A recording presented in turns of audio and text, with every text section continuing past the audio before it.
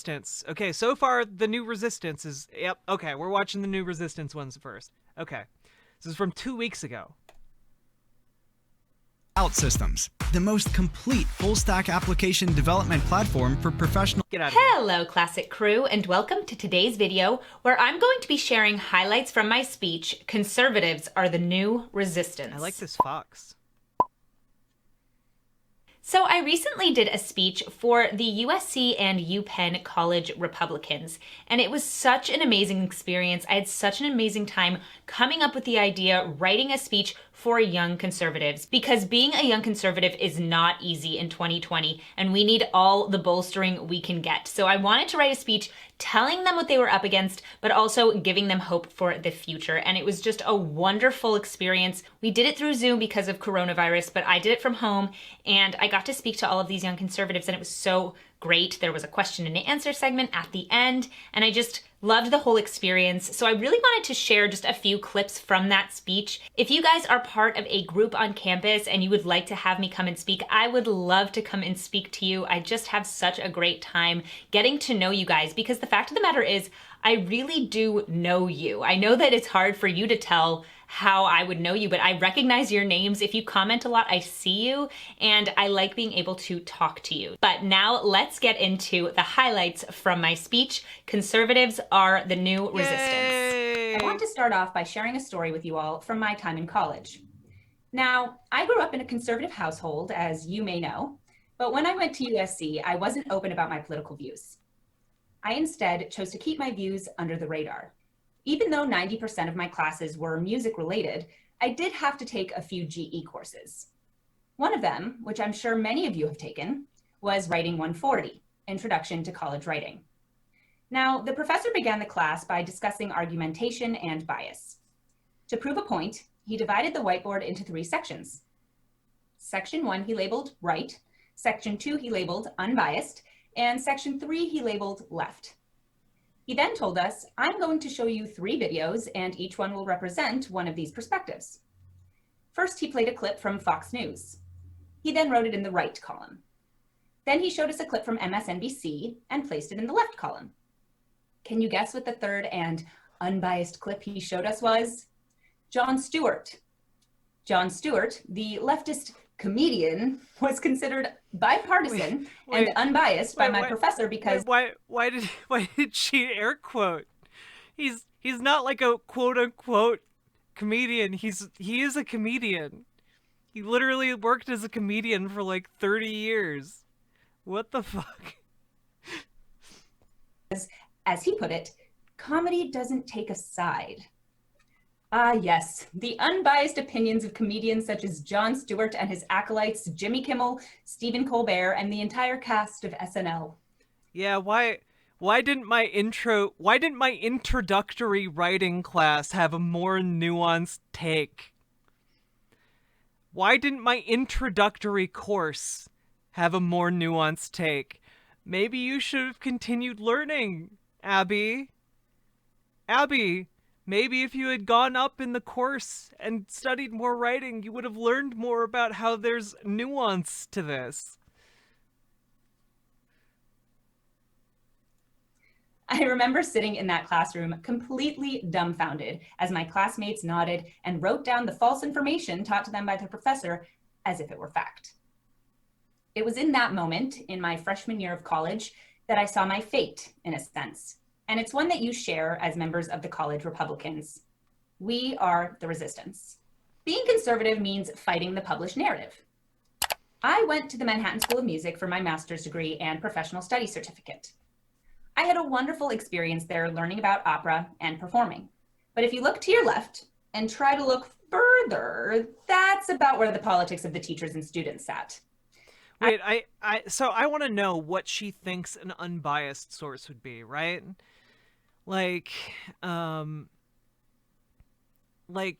So her position was that, Jon Stewart's not, obviously not non-biased. My intro to creative writing course was not, lied to me. I feel so betrayed. Why I guess I'm struggling here. What does she think is unbiased then? Because it seems like her position is just to align herself with Fox News. Does she see that as being non-biased? Like she didn't really answer this question at the heart of her example, right? Usually you give an example and you're like, the teacher was wrong, and here is why they're wrong and why I am right, and you like propose your actual solution, but she's not doing that. As you can imagine, I didn't ever admit my politics. The left will tell you that conservatives run the media. We are the mainstream, and that leftists need to protect their right to speak from us while taking away our right to speech because we are, of course, racist, bigot, homophobes. Well, a lot of you are. What's the true narrative? Let's take it apart piece by piece. This is Webflow. Meet the design tool from the future, the most powerful visual. The left has social. Also, why is I legitimately don't understand why her speech is cut off. Like her speech keeps getting like cut. Like, why did she edit her speech? Why didn't she just show the entire speech? Because she clearly had video of all of it. Was it just so boring that they had to cut it down in editing? Okay. Media on its side. According to a newly published Pew Research Center report, 55% of US adults now get their news from social media either often or sometimes. Think about that. We talk about how Twitter and Facebook are just platforms, places for people to share what they want when they want, but they bring people news. So why does this matter? Just a few weeks ago, Twitter and Facebook prevented the sharing of a New York Post article about Hunter Biden just because they did. Yeah, I also do. Yeah, I see you guys commenting on her camera shaking. I also don't get it because the camera she was using at the beginning of the video looks very professional in quality. This looks very shitty in comparison. I don't get it. Want you to read it. Did she just not use her It is good entirely camera? Clear that conservatives are not Can you fart on the mainstream mic? because conservatives what can be makes you think canceled I at haven't the drop already? of a hat. You say the wrong thing, you're canceled. Not a wrong thing. Oh yeah, like I get that the this is a wrong webcam, thing. but she has a better And camera. what the wrong things are can change faster than you can say boo. The narrative will tell you that conservatives It's so cut up. Why? There have been like 5 cuts in the last like 30 seconds. are limiting free speech. They fear President Trump because he has called out the media time and time again for their fake news and their leftist skew. But who is the one limiting free speech? The left. The Facebook and Twitter debacle I mentioned earlier is just one example of limiting information. But the left wants you, young conservatives, to shut up. They want to control any. Again, I think that like nothing that she's actually said here has been convincing on this point. Like, she hasn't explained how the left is silencing people or why.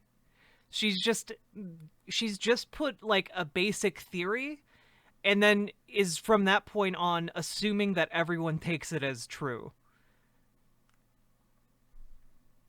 Which, not a convincing stance here. Anything they would term hate speech. They want to control what narrative people are reading. They want to control it all. And they want to do it on their terms with no input from the other side. That's why you should go read Stormfront, everybody. You have to know your stuff.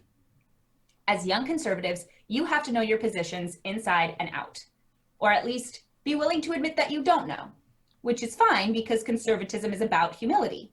We can admit we don't know because we understand that knowing how things work is hard and knowing everything is impossible. And it's dangerous to fool yourself into thinking you or anyone can do it. Being liberal comes with lots of bells and whistles. You get to say we can't possibly know everything, so that's why we don't want to make actual policies. I hope you understand, guys. That you're part of a revolution. You get to scream and cry, and people will take that as an argument because you're fighting injustice.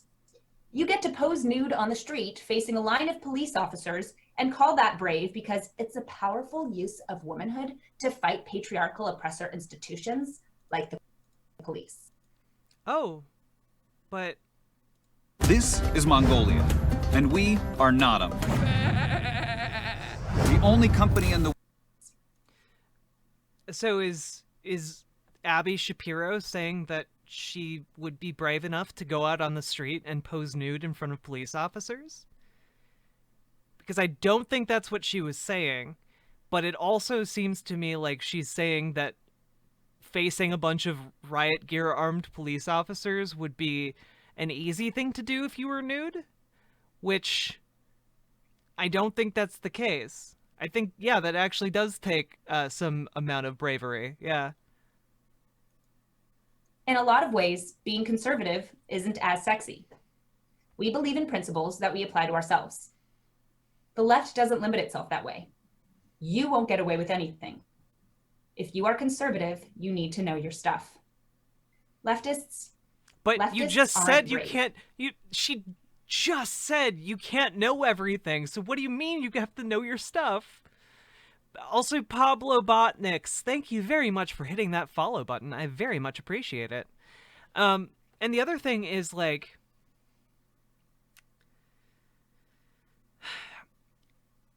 it's a common conservative position to be like trans people aren't people or don't deserve rights, or like gay people don't deserve the same rights as straight people, or like black people deserve to be impoverished because 1350, or like these are all common like conservative positions. And like it's wild that she's just like, yeah, why would the left be so unfair to us by saying that we shouldn't be bigots? You know, we deserve free speech, and that's why you can't call us bigots.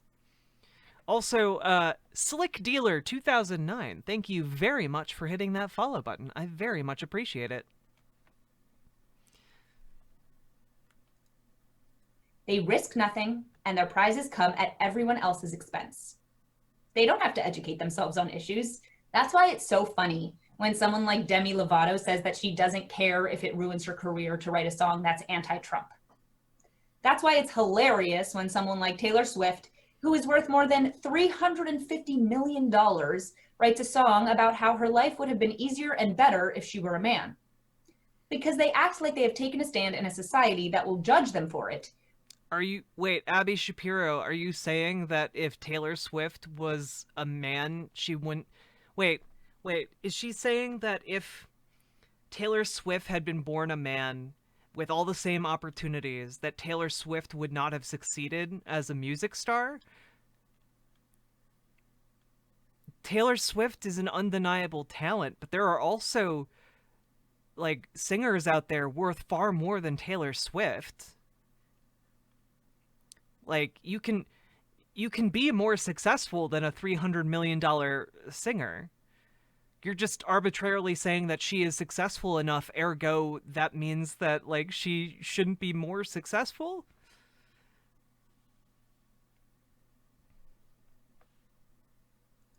When all we have heard about their activism is positive responses. Maybe if No, we haven't heard positive responses to all activism, Abby Shapiro. People literally shit on Black Lives Matter all the time for rioting, even though they're not technically rioting all that often. Does she not think the left Yeah, she doesn't think the left criticizes other leftists. Abby Shapiro's definitely in this camp where, like, everyone on the left is the same, despite the fact that, like, there's a vast difference between, like, a neolib and a liberal and a socialist. Like, all these things are different. And all of those things are also different than a communist or a Marxist-Leninist, you know, like, or a tanky. Like, there are all kinds of different people on the left that disagree with each other.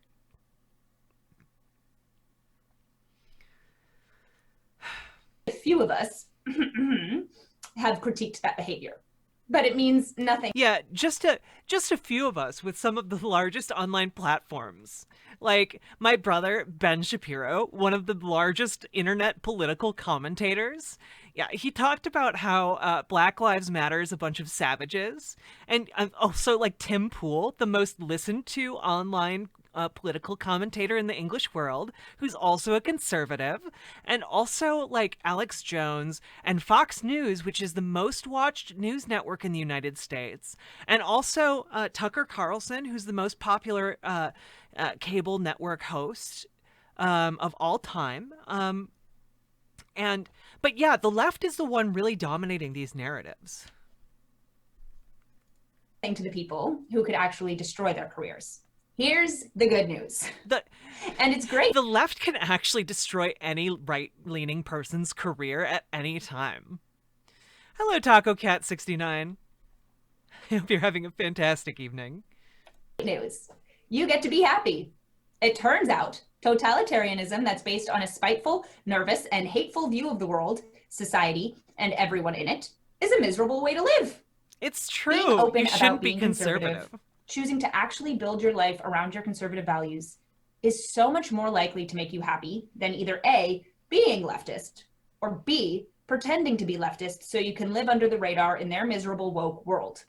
Can you imagine being like Abby Shapiro in like the 1950s or something like that? Being like, yeah, on the one hand, you have the left, and the left is like, they're so woke. They're like, black people should be able to vote and should be able to use the same water fountains as white people. And on the right, like, just let people on the right live free and let them live like good lives. And like, why do we have to care about what people on the left think? The people on the left can destroy anybody's career just for saying black people don't deserve the same rights. I don't think it's fair.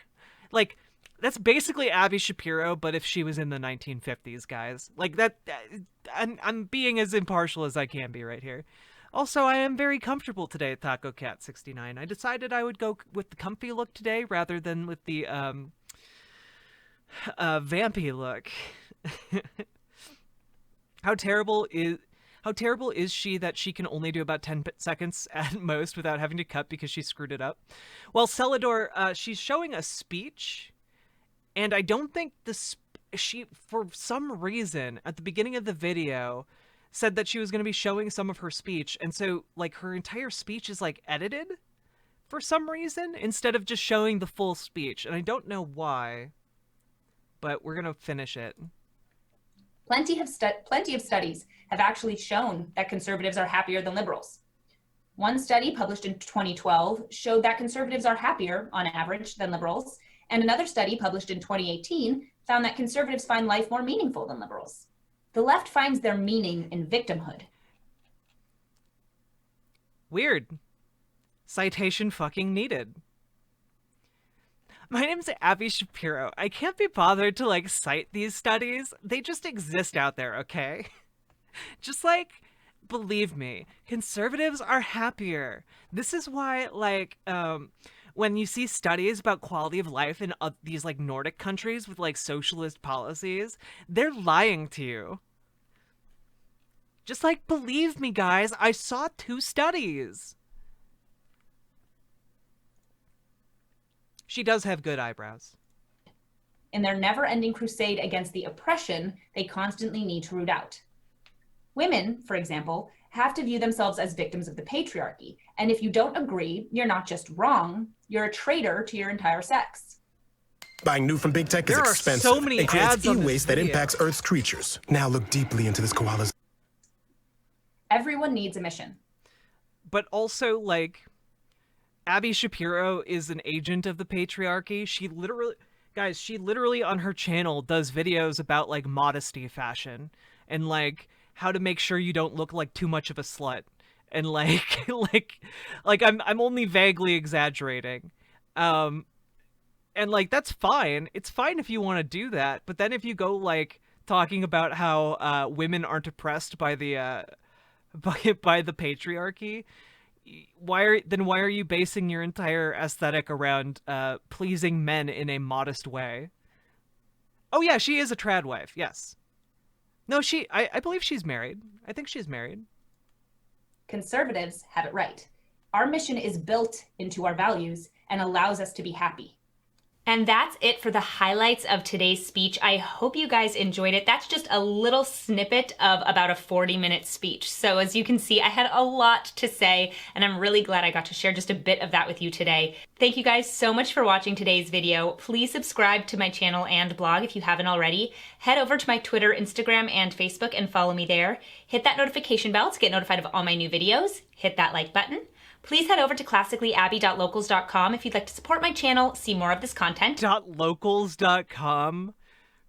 Come on, Abby. You shouldn't have used that domain. And be part of our community. And I'll see you guys in my next video. Bye!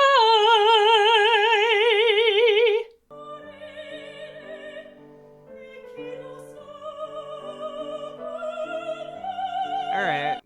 Well, that was a video. It was kind of boring. Abby Shapiro is really, really good at ignoring the cognitive dissonance that must be rattling around in there. Yes, she's married. She has a great video about how it's the best thing.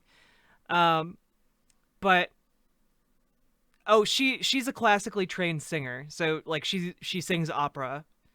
But like, it's the first time watching like a full classically Abby video. It was not my favorite thing, but maybe we can bond on like 5 sports film heroes. Visit googlestore.com to check out the best deals of the season. Like this deal on Pixel 5. Hello, Classic Crew, and welcome to today's I do think she's very pretty. video, where we're going to be talking about 5 sports movies with conservative messages. Five So today I wanted to with talk about conservative 5 messages. sports movies that have conservative messages. But before I even started talking about those 5 specifically, I wanted to talk about why it seems like most sports movies are conservative. Because in my experience, most sports movies... I'm really interested to see her talk about this. Okay, guys? Because I'm almost certain that she is not properly understanding these movies. But let's go through it. have a conservative message. Now, I absolutely love sports movies. I think they're usually really good family films, not always, but very often. And they have such a good message that I think is very conservative, which is that it doesn't matter who wins or loses, it matters that there is fair play. That is a super conservative concept. What? No. Sports movies are about winning, my dude. Sports movies are about competition. They're not... They're about the competition between the teams and the rivalries and all that shit. It's not about fair play. Jeez Louise. But, okay, we'll get through this.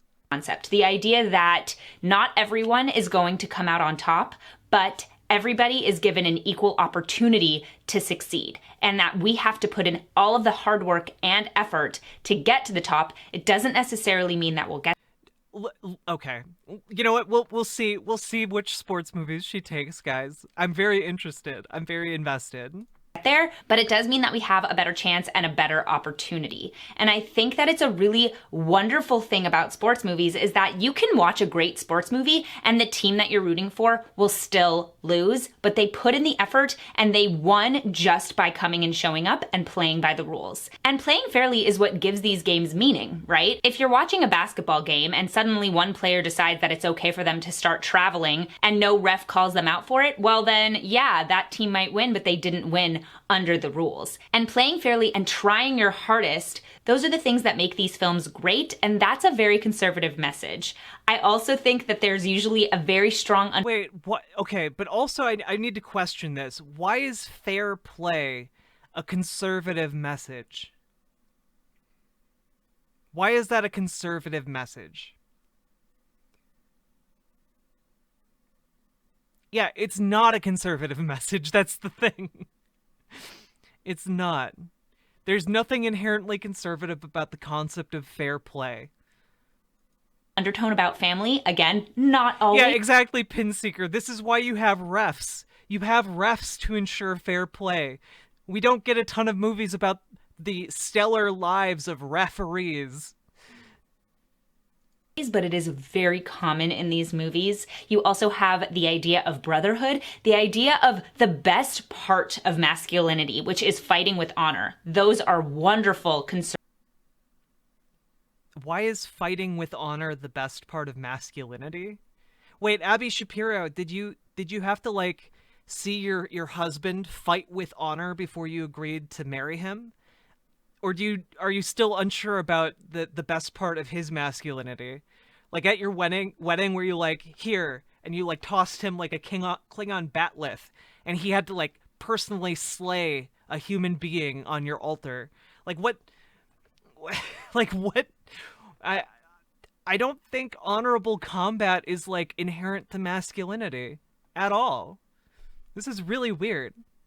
Conservative messages, and I am also more interested in the fox in the background is objectively the best thing about these videos so far. Seeing team sports. I get really emotional watching team sports and watching the team come together. I know I'm not a man, but I just absolutely love and admire that about. Also, again, not all sports movies are about men. There are sports movies about women. So I find it interesting that she's coding sports as being inherently masculine.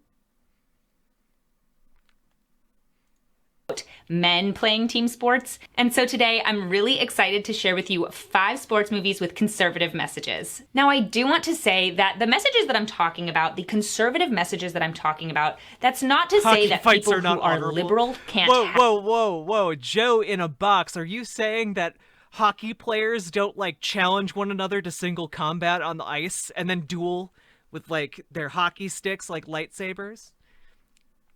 I think hockey would be improved by this, to be honest with you. For the honor of Grayskull, yes. Have these values that they don't think you should work hard, none of that. But these are things that are built into the conservative kind of viewpoint. And so when I say that, that's what I mean. So let's get into it. So let's start off with one of my absolute favorite movies, and that is 61. It was directed by Billy Crystal, and it was a work of love. Dang, it was only 8 numbers short of being really a nice film. Only 8 numbers short. For him because he loves baseball, he loves the Yankees, and this was a story he really wanted to tell. It was actually directed and made for HBO, but you can get it on Amazon Prime. Such a great movie. It tells the story of Mickey Mantle and Roger Maris as they are racing to beat Babe Ruth's home run record in one season. So Babe Ruth hit a record of 60 home runs in one season, and these two guys are now trying to surpass that. The two guys are actually friends, and wait, I thought this was about sports and teams? So why is this movie about individuals trying to surpass another individual's record? I don't know. This seems pretty anti what you were saying earlier. It is a wonderful movie, and it tells the story of these two men who are so entirely different. One who is a really wonderful family man who just is crumbling under the pressure of people criticizing him, of the newspapers, of all of the kind of attention that he's getting, because that's just not who he is as a person. That's Roger Maris. And then you have Mickey Mantle, who's the playboy, who was not living a very conservative lifestyle, and it ended up making him very ill before he was able to actually complete the race. And I'm not spoiling anything because, you know, this is historical, but Roger Maris does end up passing Babe Ruth's record. He did it in 8 more games. So initially the commissioner had made that a different record and put like an asterisk next. Yeah, exactly, Taco Cat. It's basically her. This is a wonderful freeze frame. It's basically her going like, haha, you're a sinner. You've been punished because you're not living a conservative lifestyle? What the heck? All right. 42 is better? Yeah, probably. This is Ben Shapiro's sister. Yes. To his 61 home runs, but there are a few things throughout the film that I think are very conservative. One is that in the movie, Roger Maris really struggles with being away from his family. He loves his family, he wants to be with them, but he also has this career that takes him away from them. And yeah, liberals on the left and socialists, we never struggle with having to be away from our families. We go, yeah, well, like when we're driving away from our families, we actually flip them off and put our head out the window yelling, fuck you! Ha ha ha ha ha! You know, that's basically what we do. when we have to leave our families. It's very different from the conservative way of just leaving your family quietly, single tear being shed as you slowly dial up your mistress on your cell phone. Very different from the conservative way of life. I just love how much of a family man he is, how much he loves his wife, how much support he gets from her. It's a really beautiful display of a marriage on screen, and I think that Billy Crystal really directed that very well. And throughout the film, I think one of the things that makes it so special is that Roger Maris really didn't want to make this whole thing about him surpassing the runs. He wanted to make it about the team and the Yankees making it to the World Series. And so when he does end up realizing, okay, I'm this close and I have to just push for it, that wasn't his initial goal. It wasn't that was what he was aiming for. What's the dislike ratio on this video? It has more dislikes than likes.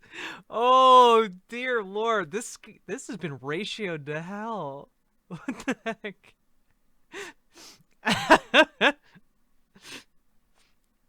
More worried. She must have a lot of bad pics in this video.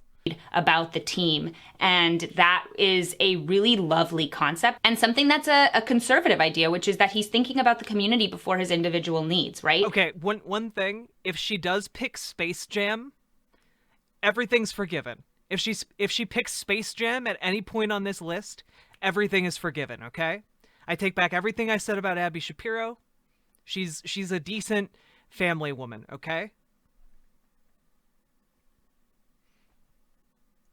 If he just wanted to focus on getting home runs, then he could ignore what was good for the team and just keep hitting home runs, and even if it wasn't best for what the team needed. And in the movie, there are times that he chooses not to hit the home run and instead do what's better for the team. And I love that idea so much. It's less about the individual and more about his team and the community of that team. But when he does win, he wins by following the rules. He doesn't have to cheat in order to surpass Babe Ruth's record. He just does it. And that is a super inspiring thing. Quick thing I wanted to mention, which I actually think is funny, the audio is that so in the different? film, this was before it had come out that McGwire had used steroids to beat Babe Ruth's record and Roger Maris's record.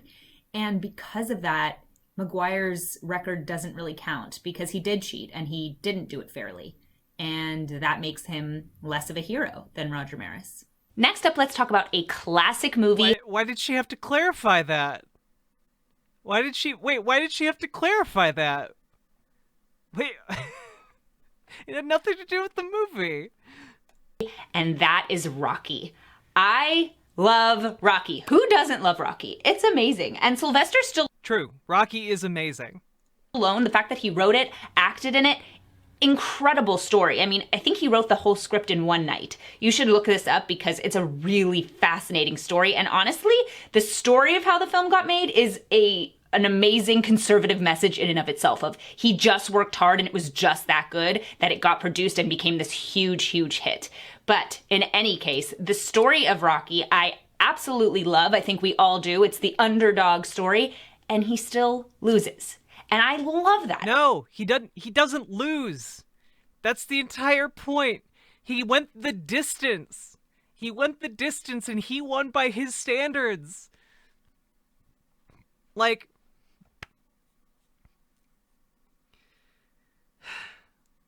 okay, guys, the story of Rocky is about a low-class man from a disadvantaged background who just likes boxing, right? And he gets lucky enough that he one day wins the lottery, and he manages to become a guy that Adonis Creed is going to fight. And he's going to fight Adonis Creed because he's some schmuck. He's a no-name schmuck. And he's just there to pad out Adonis Creed's record. And so, like, the issue is he got obscenely lucky. And with this shot, he tried to take it seriously. He did the best he could, and he still lost. But you know what? He lost only by the standards of the judges. He managed to go the distance, which was far better than anyone expected of him, which to everyone's mind, like in everyone else's mind, was him winning the match. Like, oh, okay, Adonis Creed is Apollo's son. Yes, Apollo Creed. Sorry. It's like, it's wild. It's really wild. Carl Weathers is absolutely fantastic. But like, this isn't like Rocky did this on his own. And if you like have that idea of Rocky, like Rocky pulled himself up by his bootstraps, no, his entire community rallied around Rocky to help him like win the match. He got free training. He got free like food. He was able to go and train full time because local people came together to support Rocky. Everyone in the neighborhood knew who he was, and they came together to help Rocky have his best chance at victory. If anything, Rocky is a socialist film because it's about his community communally coming together to support him, to enable him to have his maximum amount of freedom, rather than them collectively saying, fuck you, do it yourself. Rocky is a socialist movie. It's about how the power of communities empower others to pursue their dreams, and how we can make a better world if we work together, okay? There you go. Rocky is a socialist film. This is a complete misunderstanding of this. But anyway, my pineal gland is lacking. Decalcify. Could you expound on what you mean, please? And if you'd like to discuss this further, I do have open. We do have an open call-in if you'd like to talk. Then Rocky goes and beats the shit out of the communist Soviet in movies 2 and 3. Well, yeah, Rocky 1 is a socialist movie. The other Rockies are, I'm just talking about the first one, okay? Just the first one.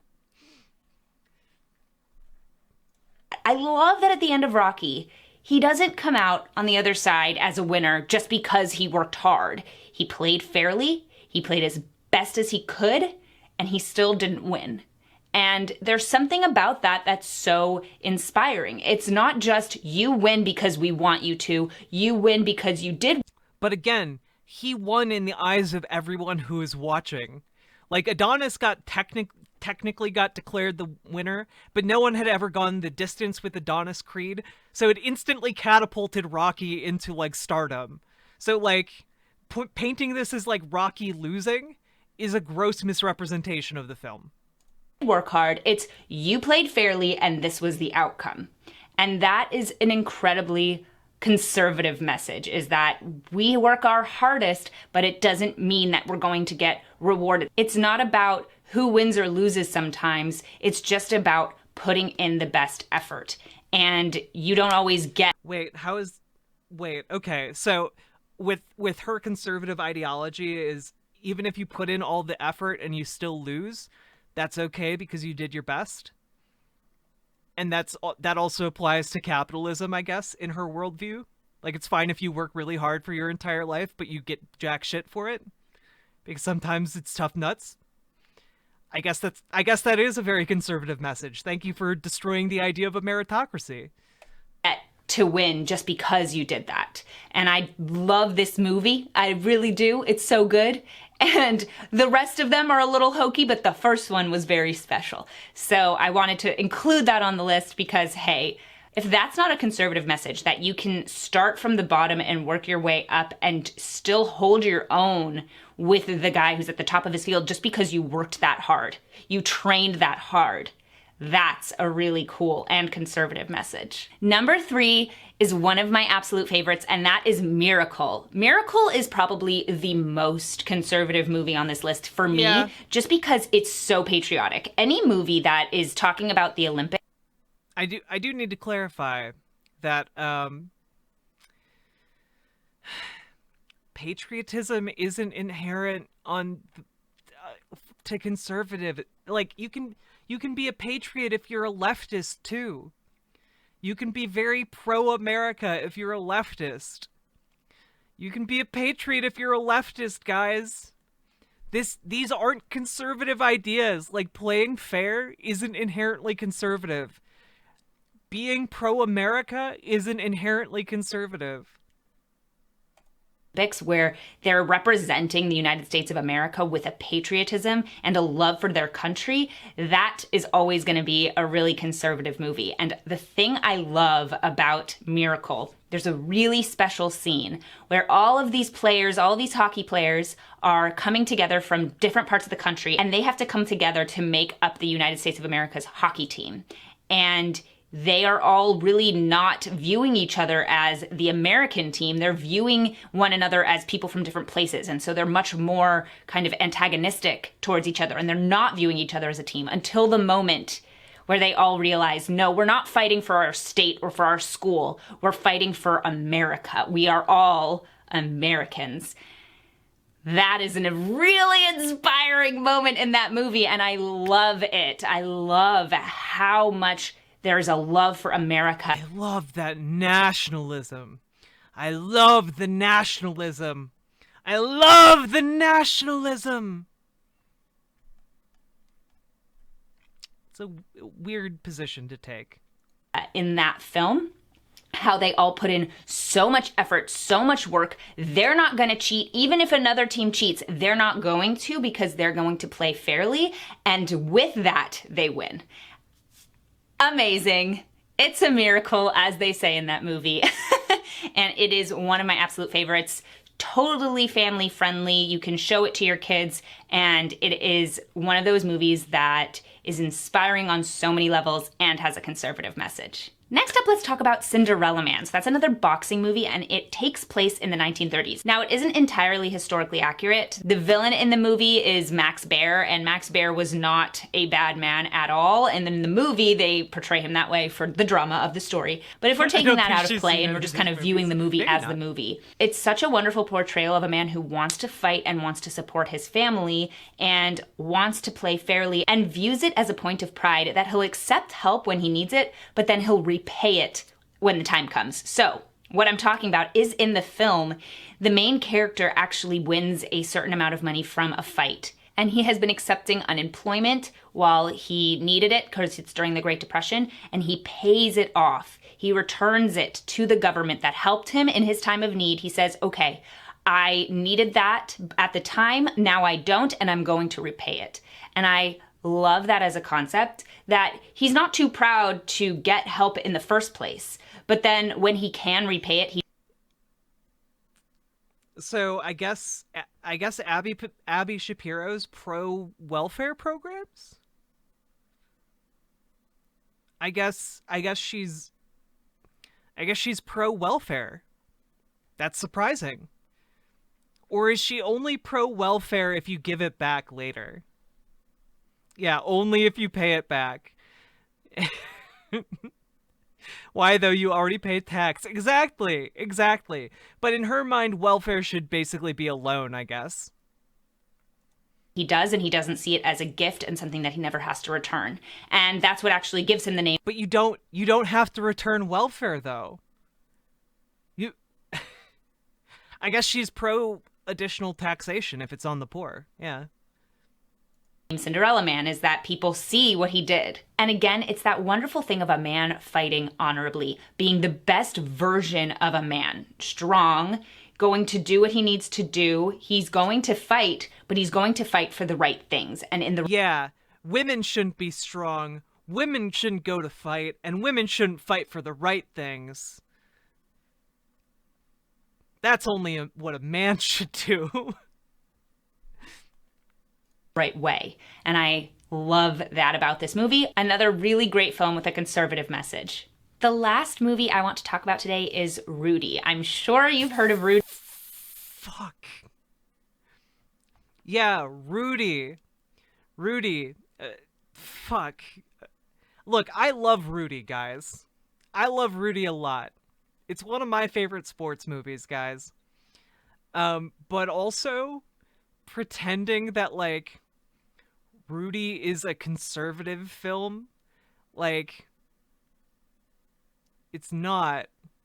Rudy's an iron worker. The bad conditions at, like, Rudy's coal mining job kill his best friend. Maybe they should have had more regulations on the mine, Abby Shapiro. Maybe it's a good argument for more regulations. Maybe Rudy should have had some access to schooling, Abby, so that he didn't have to live in like a boiler closet, Abby. Maybe Abby, your position on Rudy would be that he shouldn't compete in sports because he's too short. That would be your position, Abby. That's the conservative position, Abby. People who are not fit for sports should not participate in them. That's your position, Abby Shapiro. People like you literally advocate against trans people participating in sports. God damn. Anyway. Yeah, he's an honest American worker who lived the dream by pulling himself up by the bootstraps. Let's ignore all of the people along the way who helped him. He did it all himself, guys. He did it all himself. Rudy, it is a favorite for so many people, and I think this is a wonderful movie as well. Rudy tells the story of a man who wants to play football and wants to go to Notre Dame, but suffers with dyslexia and then eventually works hard enough to make it into Notre Dame after many, many years of trying and studying, makes it into Notre Dame and attempts to make the team as a walk-on, but eventually at the very end of the film, he's able to actually go on to play on the field and he sacks the quarterback. And it is... Wow. I thought conservatives were against participation trophies, guys. I thought that this doesn't sound very conservative to me. An incredibly moving story. It's the story of somebody who tries his best. And when he does, he's able to inspire people because he works so hard. And because of that, he's able to have this opportunity. And I think that's a really inspiring story, is that you have to work your hardest. You have to give it your all to even get the chance to make it onto the field once. And I love that as a message. I think it's a conservative message that you have to put in the effort and you can't just wait for things to come around. And that is a really moving story. It's something that I know a lot of you love, and I agree with you. It's a really incredible, incredible movie. So let me know in the comments, which of these movies is your favorite? Do you have any other sports movies that you love because they have a conservative message? I'd love to hear your guys'. Sports film heroes a conservative girl could crush on. But wait, are you crushing on Rudy? We've just been talking about the movies. Who are the heroes that a conservative girl can crush on? Hello, Renoa the River Boa. Yes, we're watching Classically Abby. Thoughts? Sports movies are some of my favorites. Thank you guys so much for watching today's video. Please subscribe to my channel and blog if you haven't already. Wait, does she end every episode by... And I'll see you guys in my next video. Bye! Oh, she does it every time! Oh, it's amazing. She does it every time. Alright.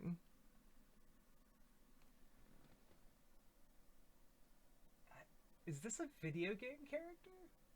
Anyway, whatever. Okay, we have one more. Guys, I know we've been through 2 Abby Shapiro videos already, okay? We've only got one more. We've got to look at the one where she is mad at that men wear dresses sometimes, okay? Bring opera back. That's the sound of the common folks. True. Have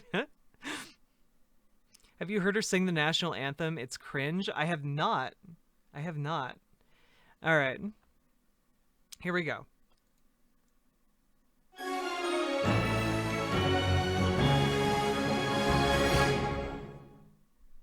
Watch live and local news on a variety of networks with YouTube TV. Try it free. Hello, Classic Crew, and welcome to today's episode of The Scoop.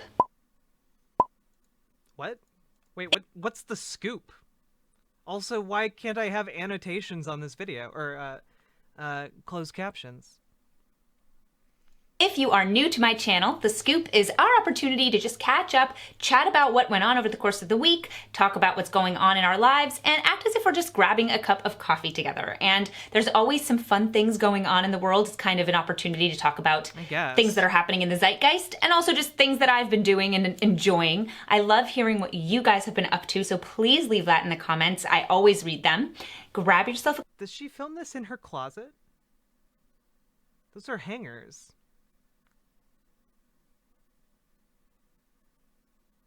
Anyway, I got distracted.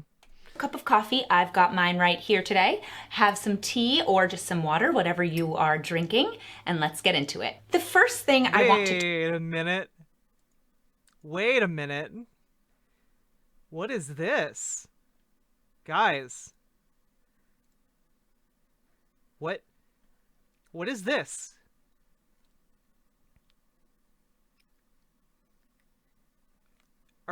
Are you guys thinking? Okay, question for the femmes in my audience. Are you picking up something right here? Are you picking up, or is it just me? Is it just me? It might just be me. Femmes in my audience.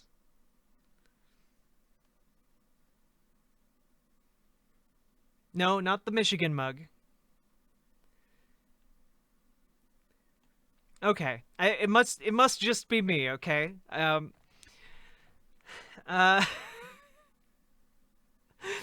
Oftentimes, yes, the nail polish. So, the fingernail, very specifically the fingernail. Okay, for those of you who aren't,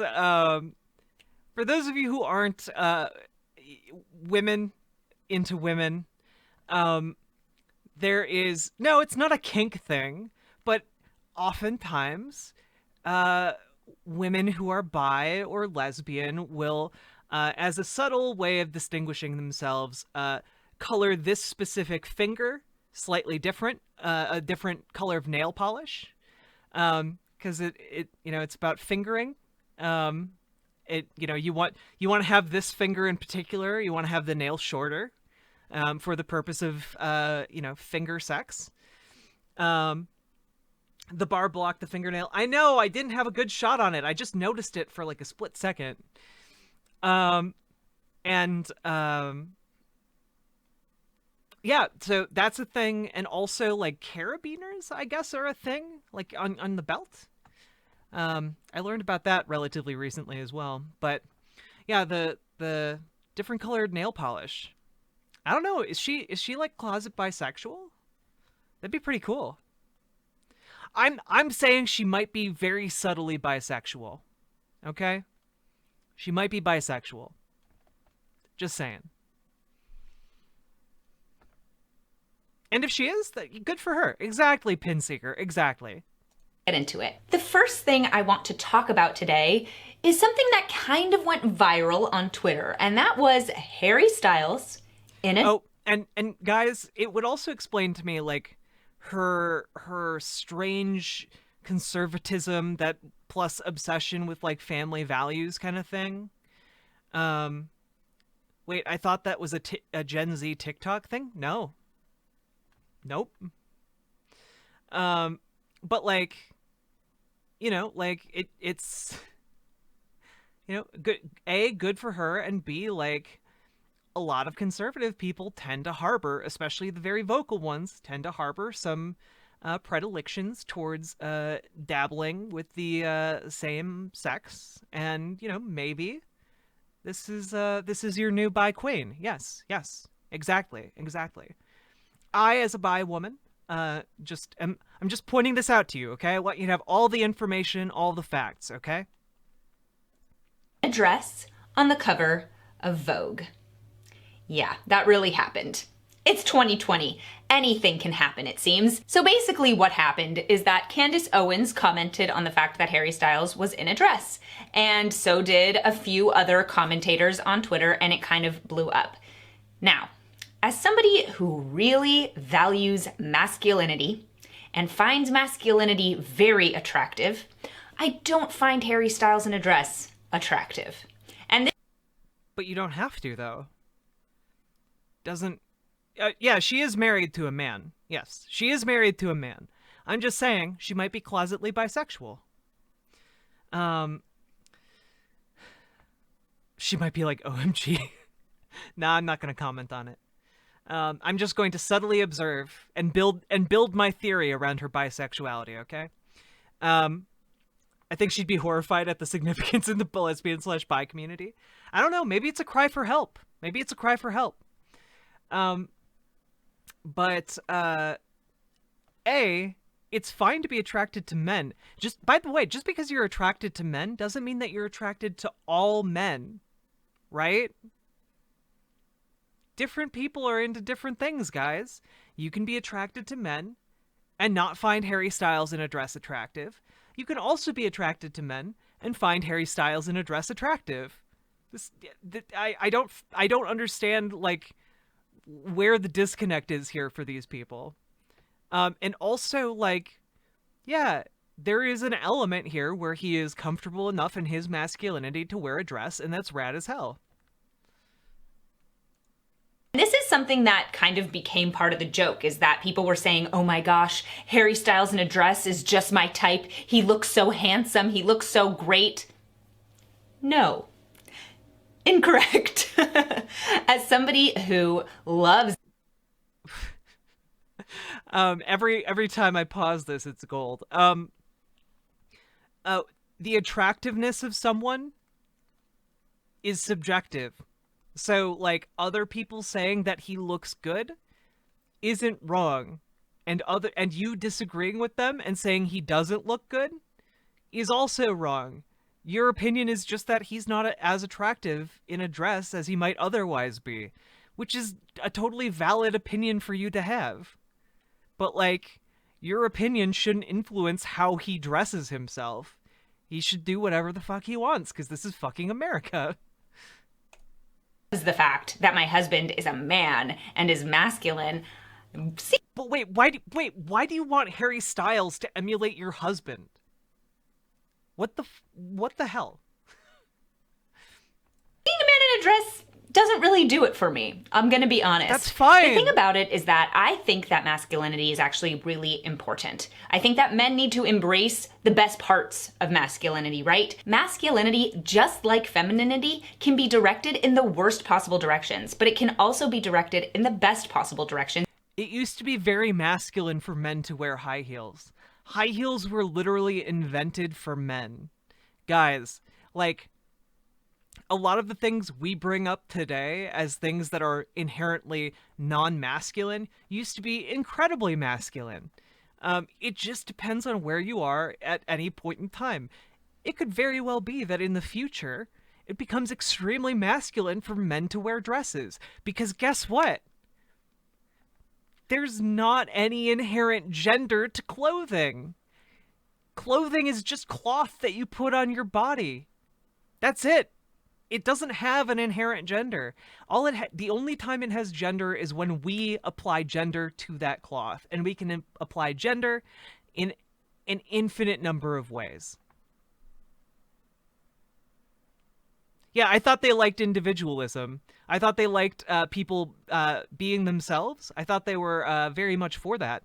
I seem to recall that, like, there was a period where people thought socialism or communism meant that everyone had to act the same. Weird how Abby Shapiro has suddenly become a socialist/communist. Welcome to the left, Abby Shapiro, apparently. And it's so important to embrace the best parts of masculinity and of femininity, right? Women want men who are going to protect them. And that protective instinct is a masculine thing. Women want men who... No. Some women want men who are going to protect them. Some women want that. Some women are not attracted to Harry Styles in a dress. Some women are. Like, what... It's weird that she goes off, like, on this tangent where she just applies a universal to something that is completely subjective. And, by the way, like, in her own examples she provides at the beginning of this, she indicates that it's subjective because she has seen other women who disagree with her. So, like, her placing this as, like, some sort of actual like, universal standard is very bizarre to me.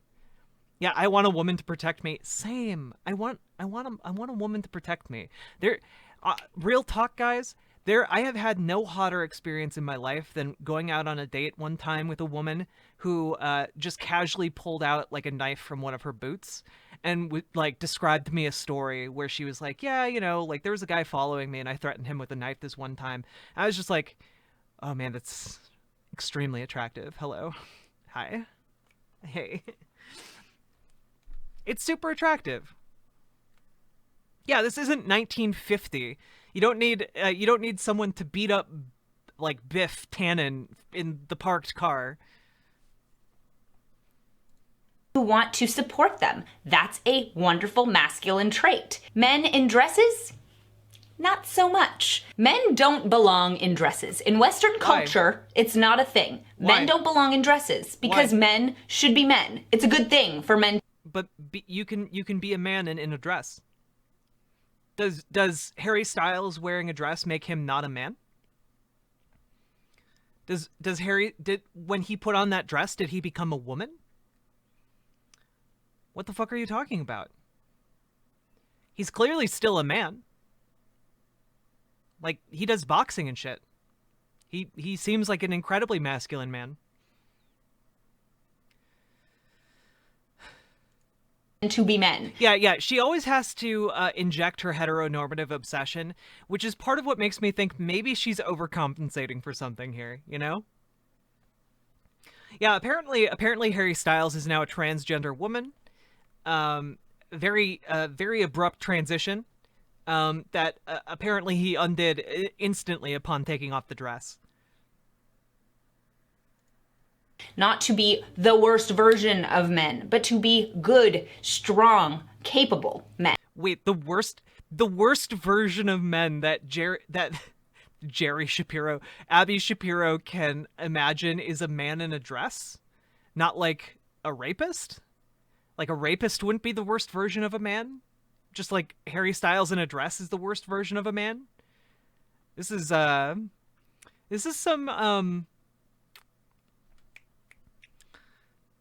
heteronormative nonsense. The best version of masculinity is refining it and elevating it. But masculinity should still be there. Not having masculinity at all would be a real loss to us as women. The whole idea of toxic masculinity really bothers me because the word toxic implies that masculinity in and of itself is poisonous. No, that's not what the term means. Table flip. No. Okay, guys, here's what toxic masculinity means. There are some ideas, because of the way our culture is in our society, in our modern society, right? There are some ideas that we associate with masculinity that hurt men and hurt women. And those ideas are toxic because they hurt us, right? You see how that works? You see how that term works? It does not mean that all masculinity is toxic. It just means that there are some behaviors that we learn, that we associate with masculinity that hurt us. This is all it means. So stuff like boys aren't supposed to cry, that winds up hurting men. It ends up hurting men because it's not healthy to like stop yourself from crying. It's unhealthy to deny yourself the ability to cry. So that's one way where masculinity, our current conception of it anyway, is toxic. And we can take that idea out of our current conception of masculinity by saying, hey, men, it's okay. It's okay for you to cry. In fact, it's healthy for you to cry. And this is, by the way, an idea that leads to another piece of toxic masculinity, which is where it's only acceptable to show emotions via combat and competition. And this is a way where, like, a lot of men lose the ability to use their words when they're upset, and instead devolve into insults. They devolve into punching or hitting or breaking things. This is a toxic aspect of masculinity. These ideas are harmful to men and the people around them. So, like, but they're also not inherent to being men. You can be masculine in positive, great ways. And in those senses, it's really wonderful to be masculine. It's really wonderful to encounter masculine people who are healthy. It's just that some of the ideas that we associate with masculinity today are inherently harmful, and we should try to move away from them and throw them on the junk heap of history. You know, like the idea that like as a man you need to pursue a woman and like subjugate them for sex, don't take no for an answer, just like obviously they want it. Like these are ideas that lead to like, men raping women when they don't actually mean to rape. It's a messy situation, but we can kind of cut it off at the source by just saying, let's not teach our children these inherently negative ideas of what it means to be a man. Anyway. And it's not. Masculinity is a great thing when it's directed properly. But just like anything, masculinity can be an idol. So saying that masculinity has a really important... Whoa. Masculinity can be an idol. Yes, this is Ben Shapiro's sister. This is Abby Shapiro, classically Abby. This is weird because she talks about masculinity all the time. She talks about how masculinity is like the best thing ever. And she just mentioned that masculinity is can be an idol, which it seems like she's really putting this up here. Bronze Age Chad, if you're going to be weird about Abby Shapiro, you're going to get banned like real quick. I'm not going to put up with people being creepy in chat about women I'm critiquing. Okay. Role in men's lives is something that we should all believe and understand. And I know that strictly from the perspective of am I attracted to a man who would put on a dress? The answer is no. Yeah, you've made that very clear. Next up, let's talk about something that happened that was peak 2020 and it was really funny. It went viral on the internet and it was the Rockefeller tree. The Rockefeller tree is that... Oh no, did Bronze Age Chad, our resident Nazi, say something to get banned after I told him not to? Aw, Lady Raincloud, thank you very much for the upcoming raid.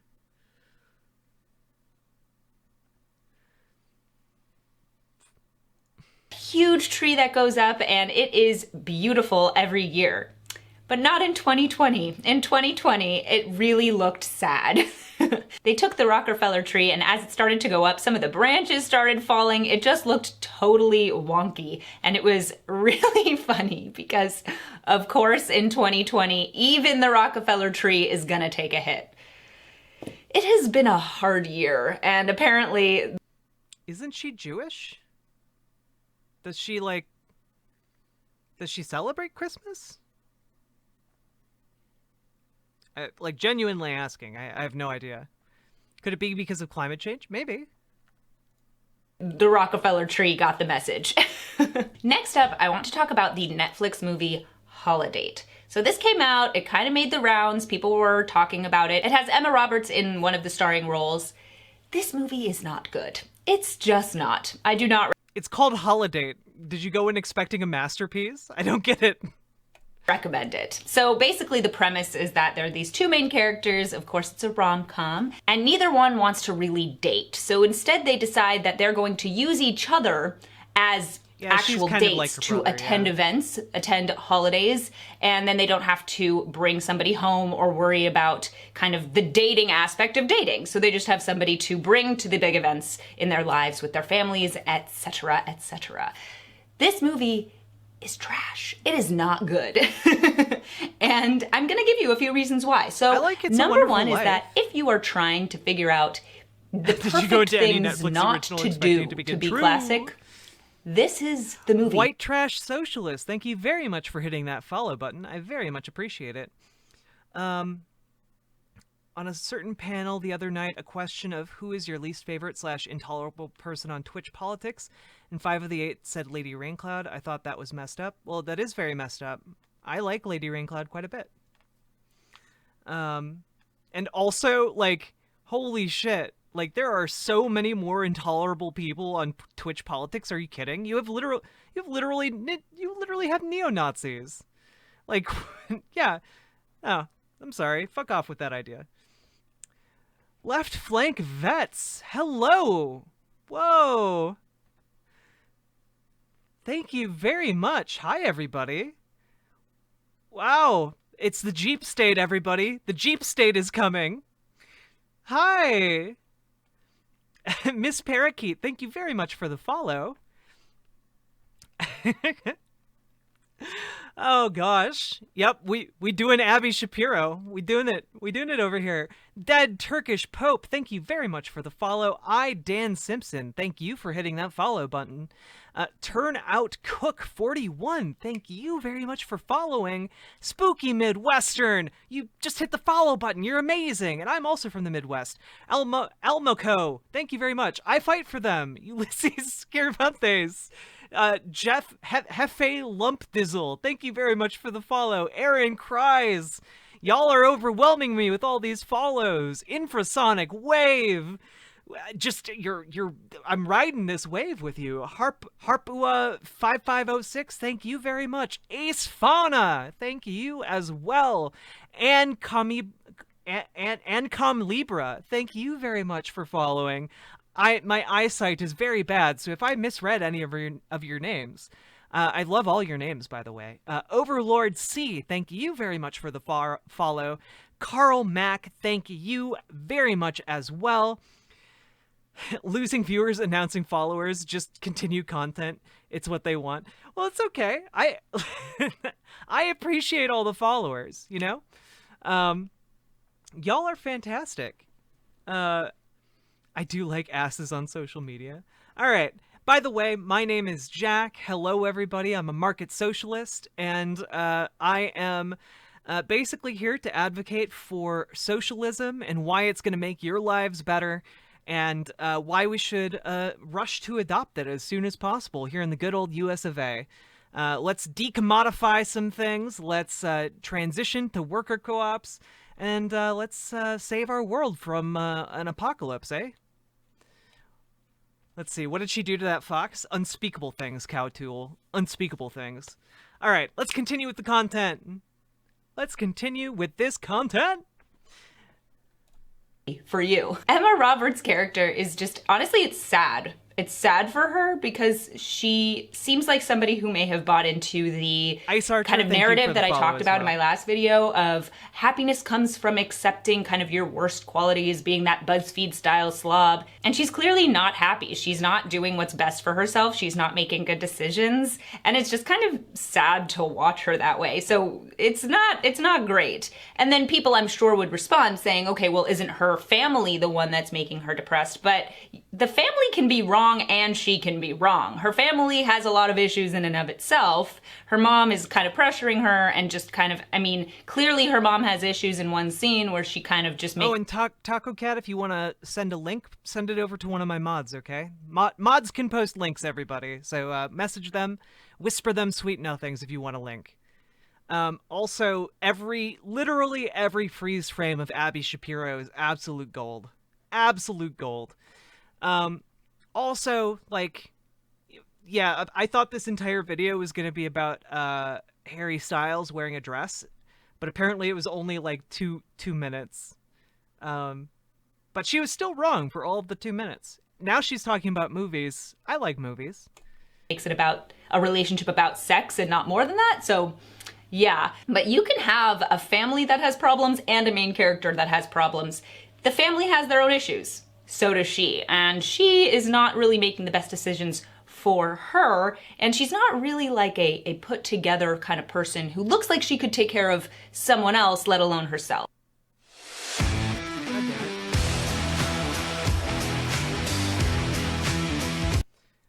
Okay, so far I guess her position is that, like, this crappy straight to Netflix movie has a woman who is not put together and her family has issues, but she also has issues and she's making bad decisions. That's like every rom-com. But then you have the main guy who also has a lot of issues, and it makes sense that they end up together at the end because... Damn, guys. A rom-com where both your hero and heroine are flawed characters? Oh no! Gosh. I'm guessing a man comes in and saves the day. Neither one has worked to grow or better Characters themselves. having flaws. True. Not really. But that's number one. And number two is that this is a holiday movie. And it's totally devoid of the faith aspect of anything. It's like almost sacrilegious because you're talking about Christmas and Easter.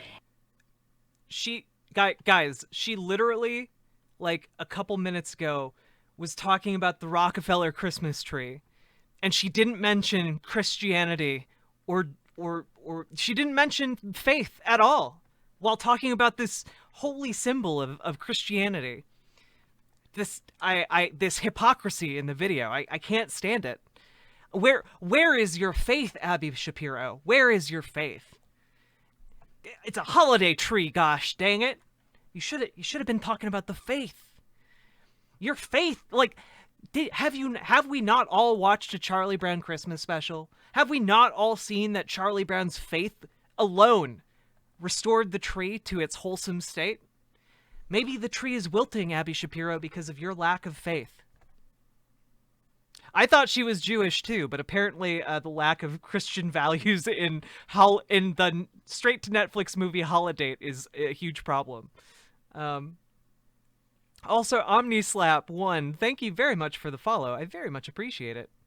That if you are trying to figure out the perfect things not to do to be classic, this is the movie for you. Emma Roberts' character is just, honestly, it's sad. It's sad for her because she seems like somebody who may have bought into the kind of narrative that I talked about in my last video of happiness comes from accepting kind of your worst qualities, being that BuzzFeed style slob. And she's clearly not happy. She's not doing what's best for herself. She's not making good decisions. And it's just kind of sad to watch her that way. So it's not great. And then people, I'm sure, would respond saying, okay, well, isn't her family the one that's making her depressed? But the family can be wrong and she can be wrong. Her family has a... But also sometimes people are just...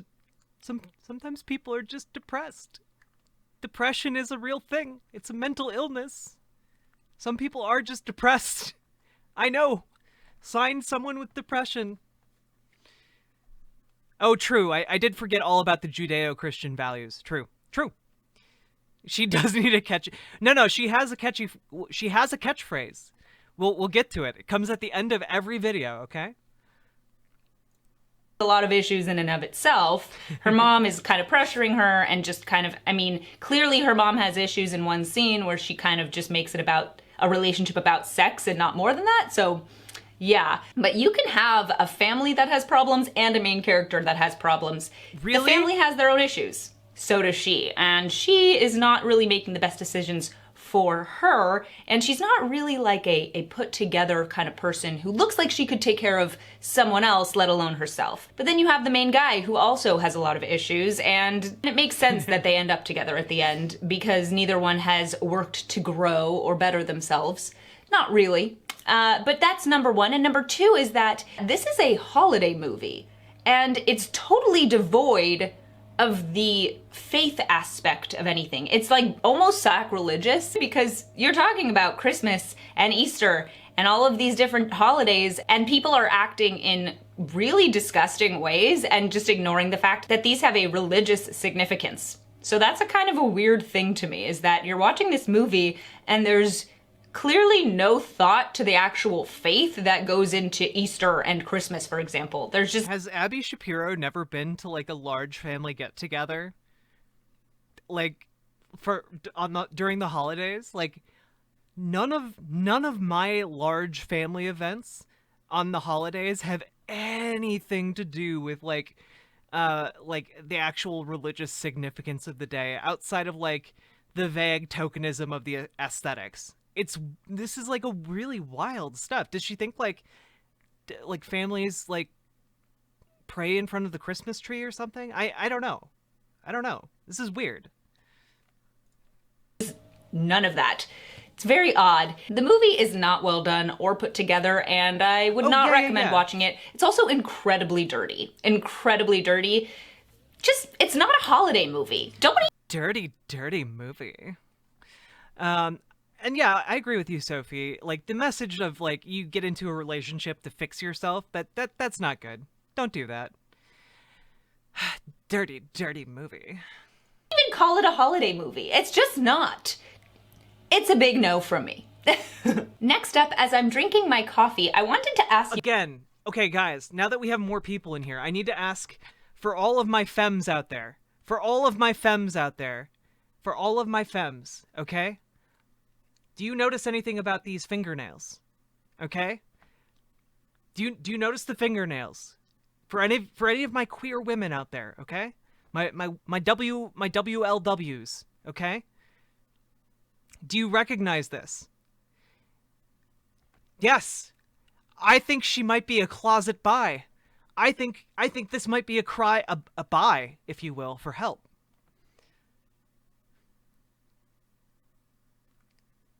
Both ring fingers are a different color? Yeah. Yeah. All I'm saying, guys, is that Abby Shapiro, she might be down for some WAP. Oh, yeah. It's a thing. It's, this finger, you shorten the nail, paint it a different color, to signify that it might, go somewhere different, I'm just saying, guys, I don't have quantifiable evidence that Abby Shapiro is a bisexual woman, but methinks she does protest too much about the hetero patriarchy. Okay. Do you mean worship and prayer? Yeah, that's what I mean. Hello, everybody. This is me. This is my content. I talk about gay ladies a lot. And socialism. Socialism's pretty good. Anyway. You guys a question. So I have some lactose intolerance, and so I generally try to avoid straight milk. But my favorite dairy alternative has... Guys, she avoids straight milk. That means she's going for the gay milk. Guys, I think she's signaling. She's signaling, guys. Has become oat milk. And I never thought I was going to be that person because it sounded really hoity-toity, but oat milk is delicious and you really can't taste a huge difference depending on the oat milk that you buy. I get the Chobani one. It's delicious. It goes great in my coffee. And it's really not an obvious difference from dairy. But I know a lot of people have different opinions on this. Are you a soy person? Are you an almond person? There's so many different kinds of... Wait, so you're against Harry Styles in a dress, but you're for soy boys? Abby Shapiro, I don't understand. What is your taste? What is your taste? You're an enigma. I don't understand you. Of milk alternatives nowadays. Oat milk is my favorite, but I'm really curious to know if I'm the only one, because I feel like actually that's not that popular of an opinion. People like it, but it's not their favorite. And for me, it's definitely my favorite. So I'd love to hear in the comments which one is your favorite. Last but not least, I wanted to start a new series on The Scoop where I talk about my look of the week, something that I've been doing that I really like, an outfit, a makeup look, whatever it is. This week, I want to talk about... She is objectively cute. I do think she's a very good-looking lady. About a look that I actually posted on my Instagram and I loved wearing it. It's kind of like a comfy, cozy, styling outfit. And that's the best of all possible worlds, right? So it's these pants that I got at Kohl's actually last year for Valentine's Day. And I love these pants. They're super comfortable. You bought them for Valentine's Day or you were given them for Valentine's Day? Because I don't know. I don't know how I'd feel if I was given pants for Valentine's Day. Oh yeah. Wait, a woman in pants? This seems like you're going outside of your gender role here, Abby Shapiro. But they're also really kind of unique. They're pink and they're palazzo pants, but they're cropped. Come on, guys. They be look really nice. cool, Those and are I cute put them with pants. a white sweater that Those was are just cute very cozy pants. and warm. And I think this outfit just looks like something you would see on Pinterest. I love the look of it, but the thing that makes it is pairing it with these over the ankle booties. These over the ankle booties really make the outfit. And I do think like that the wearing booties. a cropped pant like the with an booties. over the ankle booty that shows just a little bit of leg Guys, it's is not- very flattering. And that's what makes this outfit go from Guys, it's not cringe, okay? And I say that only because it's something that I might wear.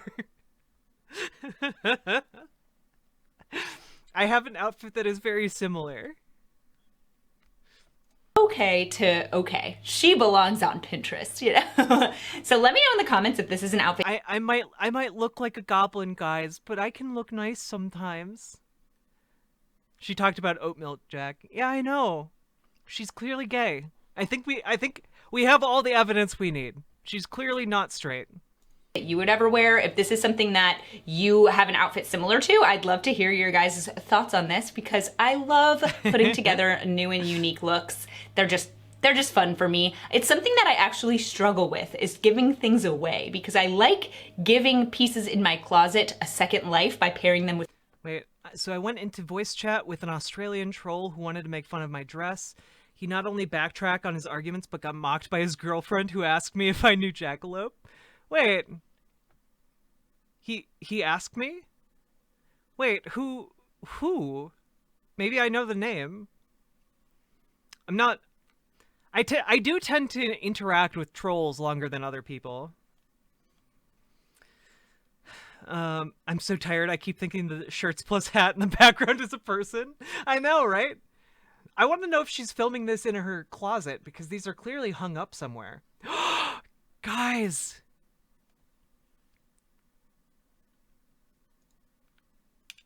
She's in the closet.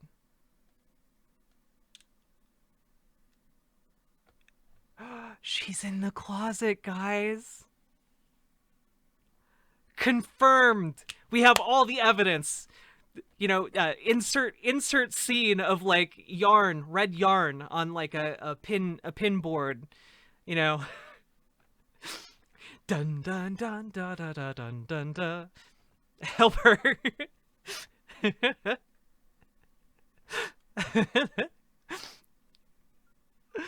Gosh. Oh, we need to talk about the final her iconic catchphrase, guys.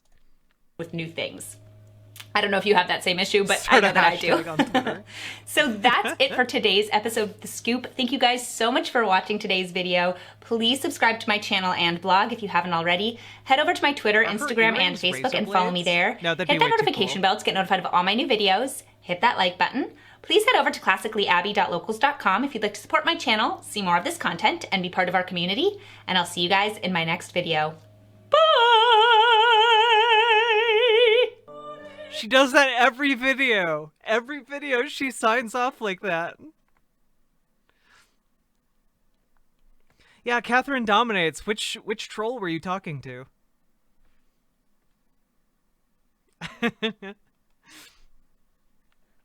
All right, this is enough Abby Shapiro for one day. 3 videos was too much.